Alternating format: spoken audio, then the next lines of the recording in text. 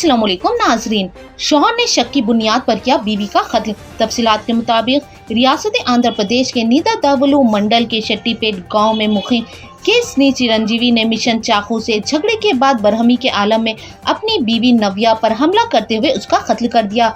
चिरंजीवी और नव्या की शादी 11 साल कब्ल हुई थी और उन्हें 3 लड़कियां हैं। चिरंजीवी को पिछले कुछ दिनों से अपनी बीवी के किरदार पर शुबा हो रहा था, जिसके चलते उनके दरमियान अक्सर झगड़े हुआ करते थे।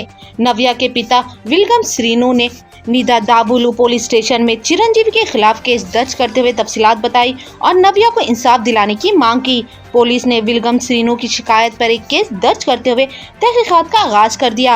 आइए देखते हैं ये खुसूसी रिपोर्ट में चंद झलकियां। मजीद खबरों से बाखबर रहने के लिए हमारे चैनल को यूट्यूब पर सब्सक्राइब करें, फेसबुक पर लाइक करें, इंस्टाग्राम और ट्विटर पर फॉलो करें।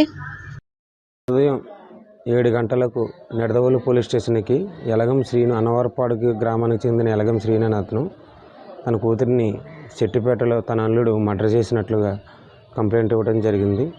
వివరాల్లోకి వెళ్తే తన కూతురు చెట్టిపేటకు చెందిన చిరంజీవి కుమార్ అతనితో 11 సంవత్సరాల కిందట వివాహం అయినట్లు, వారికి 3 ఆడపిల్లల సంతానం ఉన్నట్లు, వారికి ఇటీవల వాళ్ళ మధ్య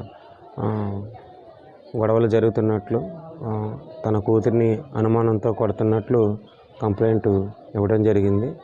దీన్ని ఆసరాగా తీసుకుని అతను అనుమానంతో తన కూతురిని తన అల్లుడు ఈరోజు మార్నింగ్ ఉదయం 4 గంటలకు కత్తెరతో పొడిచినట్లుగా కంప్లైంట్ ఇవ్వడం జరిగింది.